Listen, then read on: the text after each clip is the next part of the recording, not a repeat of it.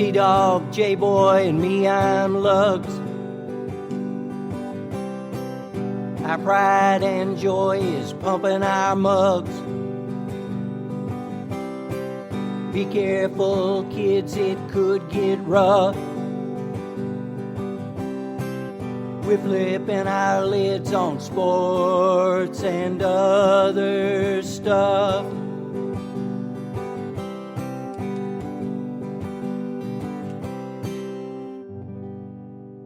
Welcome to Sport Weasel Central. I'm Lug. I'm J-Boy. And I'm T-Dog.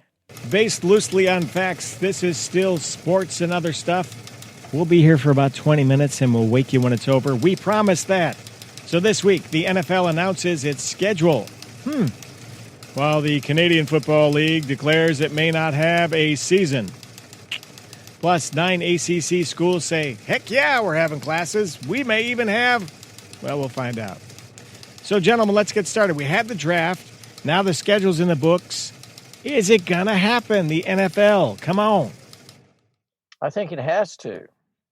Monetarily, they're going to have to make some money here. They've been spared just because of the nature of when their season is thus far, but I do think it has to happen. I think it will happen just mainly because of how well the ratings were for the draft, and they might not have competition with college football, so they might be willing to kind of be more fluid in terms of their schedule. They might move some more games to Saturdays if that becomes a situation they can maybe possibly move into. Because if you look at the schedule on certain games, they actually put TBD, to be determined. They don't actually have a date. So, yeah, I think it'll happen. I'll just say real quick, and Peter King wrote, and he actually talked to Fauci, and he talked about, like, yeah, there might be some hiccups, but I think it probably will happen. Yeah, and they've loaded, I guess, no real surprise, as far as the schedule, the TV schedule. Brady is your top one. I think they're going to have Tampa Bay more than ever in prime time. Isn't that crazy to think? What you just said doesn't even add up, does it? Tampa Bay more than ever in prime time. That's just wild. I think that 20-year history, plus you got Gronk, and they want to see Gronk come.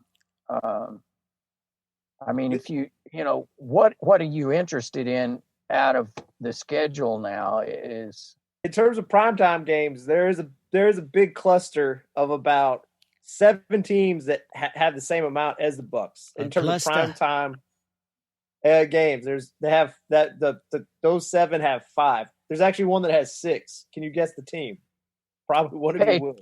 Patriots, Rams. Oh no, guys, come on! Chargers team, Kansas City. Oh, the Cowboys. No, America's team. The Falcons.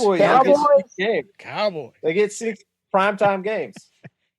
Cowboys. Well, so that means our boy Andy Dalton's going to get to start a game somewhere along the line. I'm thinking. Cool. Probably, maybe one of those 6 games. He will. Preseason MVP favorite. Are they bypassing preseason altogether? Is that gone? No, they're not. They're not bypassing preseason. It'll be shorter. They currently have it at I believe 2 games. If I looked at it correctly, I might not have, but it's that part has gone into effect. Where when they did the CBA before the free agency happened. That they adjusted that already, and this year there'll be an additional playoff team, right? And then the year after is when they probably add the additional 17th game, right? So, can you imagine Thursday night football, Saturday football, Sunday football, Monday night football? This could be a football NFL dream this next year. Yeah, there's at very least it will be one Friday game. Christmas. It's the Saints versus the Vikings. So that's a good game. Yeah. Yeah, so I was looking at the scheduling and stuff. I wasn't surprised. Kansas City's up a lot. So is Baltimore. So you've got the 2 quarterbacks there are the big draws. I think that they'll put Miami up in some spots just because apparently I saw some stats that said Tua his jersey was selling better than any other jersey in the NFL. So I think somewhere along the line they'll stick him up. You know, they currently only have one primetime game. I believe it's a Thursday night game against the Jags. It's not really a game there. I mean, you know, it's yeah. So I would say so. Yeah, Tom Coughlin's going to start for the Jags, right, at quarterback. So well, he's not there anymore. I know he isn't. I know. You have a better chance of Kenny Omega, Tony Khan, who owns the Jaguars, the professional wrestler who works for his son. You have a better chance of Kenny Omega starting at quarterback. And what's the deal? I've got to try out. England lost the Jaguars as their home team this year. No foreign games. They cut them loose. No foreign games. No game that was supposed to go to Mexico and getting canceled, just already canceled. You know, don't have to worry about the Shakira incident from 2 years ago. I forgot about that. Let's have the teams that I labeled the elite, just because of they're good. I'd say the Chiefs, 49ers, Saints, Ravens, and Packers. They all got 5 primetime spots. And then the 2 teams that I call the afterlife. The Patriots have 5 primetime games, and the Bucks. I guess it's just our fascination, like kind of what Lug said, just because it's this 20-year relationship that ended, and we just kind of want to see how it works out for both of them. But, like, are either of those teams actually really going to be good this year? I don't think they'll be bad. I just don't know if they'll be good enough to be in 5 primetime games.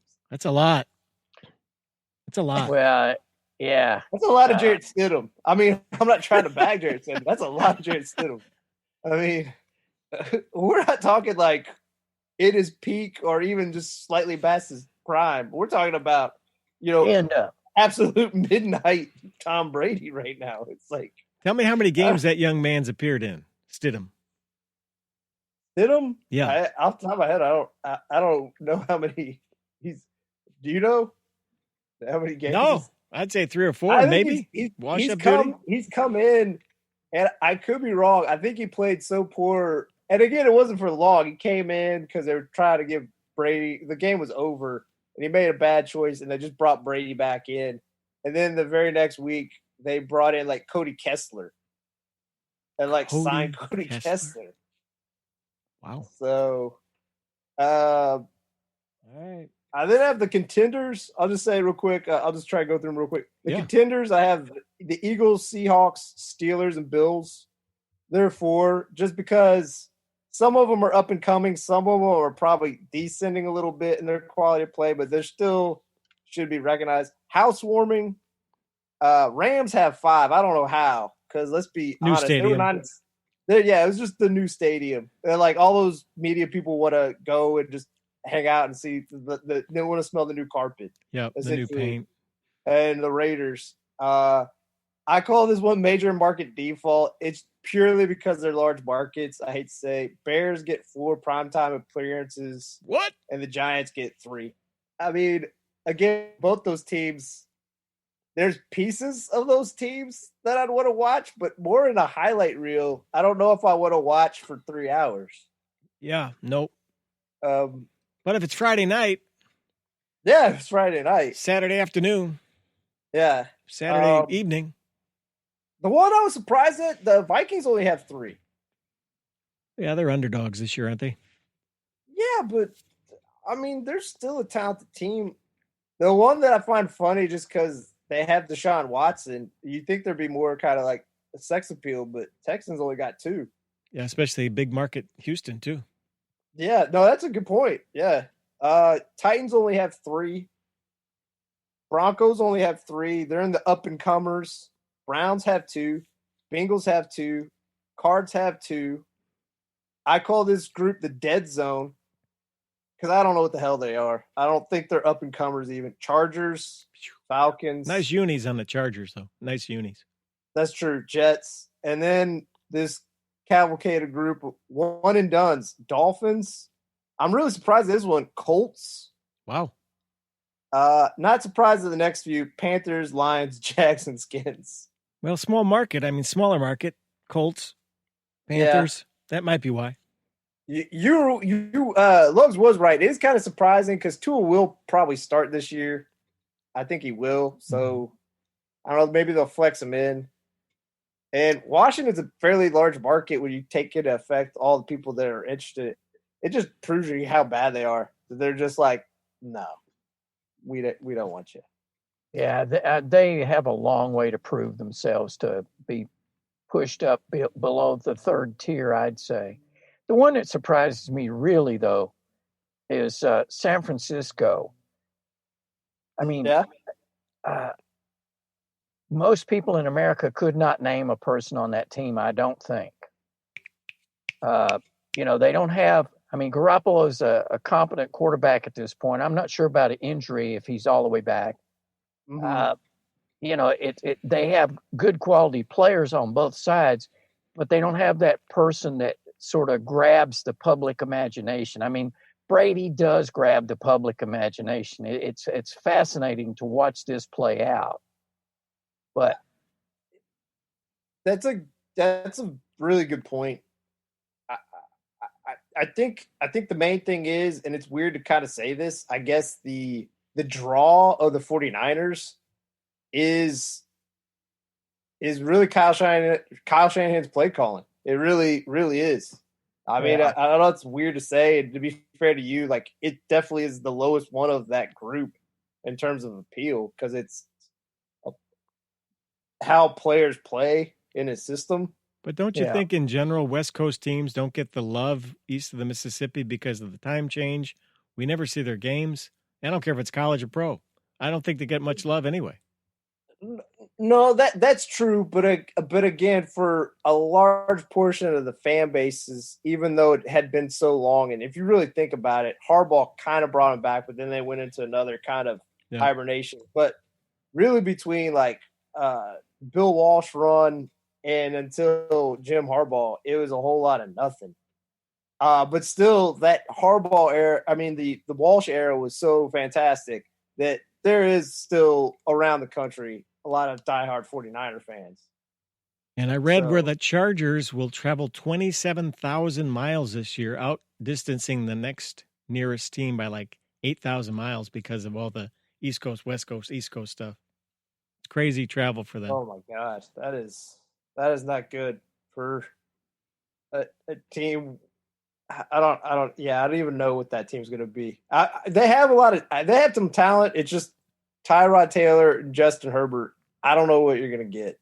The Bolts, baby, the best uniforms in the NFL. Okay, gentlemen, we have to say it. The commissioner of the Canadian Football League says the league's future is very much in jeopardy, and teams collectively lost about $20 million last year. He said, ours is a big brand, but not a wealthy business. Unlike large U.S.-based leagues, our biggest source of revenue is not TV, but it's ticket sales. And get this, he pretty much has said they will not have a season this year up north. What do you make of that? Is that a harbinger for the NFL? Sign of things to come? No, the NFL is such a juggernaut that one way or the other, they're going to figure out play. I think the Canadian Football League just suffers from that little brother syndrome in the sort of the public consciousness. First of all, you can't get it on TV on something that most of us can, get. You can get it, but it's on some odd sports channel, I'm sure. I've never, other than the championship game, I've never seen an actual game. I guess the closest I came was with Crazy Johnny. When he was up there for about 12 minutes. ESPN sporadically shows it during the summers because the league does kind of start up in that dead period. Yeah, July usually. Baseball. Yeah. But kind of, I mean, to be fair, kind of what J-Boy put it off the top. Like, I think the NFL will happen because unlike the CFL, they have so much money tied into TV licenses. And particularly, I believe after this year, the TV licenses are up.